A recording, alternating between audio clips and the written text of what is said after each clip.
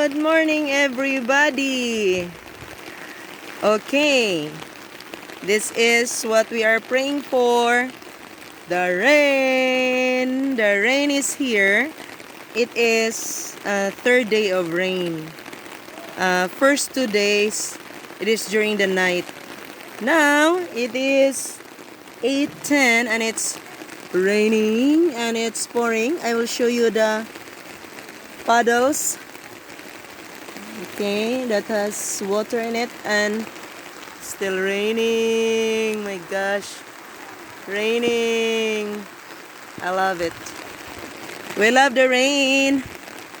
We are praying for the rain for quite some time, waiting for the rain quite a long time now. So it's here. Look at the puddle. Yay! Look at our garden. For sure, our vegetable is very happy right now. Oops. Look at our flowers. For sure, flowers are happy. Happy flowers. Happy, happy lang. Happy flowers. Okay. Look at the puddles there. Yay, it's raining. Students are doing their activity. Okay. So, doing their activity. Behaving right now. That's good. Oh my gosh. So, I think there is low pressure area right now, which sometimes is not good because it will develop into a typhoon. But I was watching the news yesterday or last night, and there is no news about a typhoon coming, so that's good. But then there are some parts of Mindanao that is hit by the earthquake, like Davao, Cotabato, Cagayan de Oro. I think the most affected is Cotabato area. There are few really fatalities there. I think that is where the fault is. They also say yesterday that at about 8 past 8 in the morning, there was an earthquake here in our area. But we didn't feel it here in school. In town, they feel it. But I think we are far from the fault. Okay? Fault where the earthquake fault is in.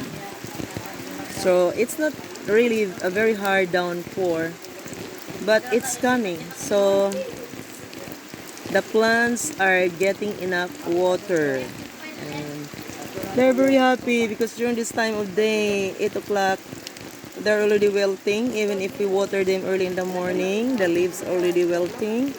But now they're happy, happy, happy, happy, happy plants. Happy, happy vegetable. We have, I think I've shown you already what we have in our garden. We have okra, that is a very common vegetable here in our place. We have okra there. Wait, okra. I have harvested a few already. We have horseradish, malunggay, which is also very common in our place as a tropical country. It's showering, heavy shower, that's heavy rain. Good, good, good. Okay. So last week, we asked the students to bring like this one. This is called Madri Cacao. It will grow into a tree. So I'm sure, so we put it here like a post. These are Madri Cacao. So hopefully with this rain, it will come into life. Kinsay naglabay danhi sa basura, kwaa.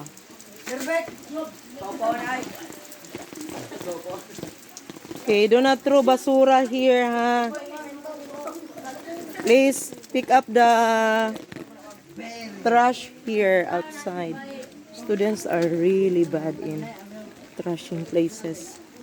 You have to monitor them all the time. Okay, so happy, rain is here. Okay guys, please like and subscribe my video. See you in my next vlog. Bye bye.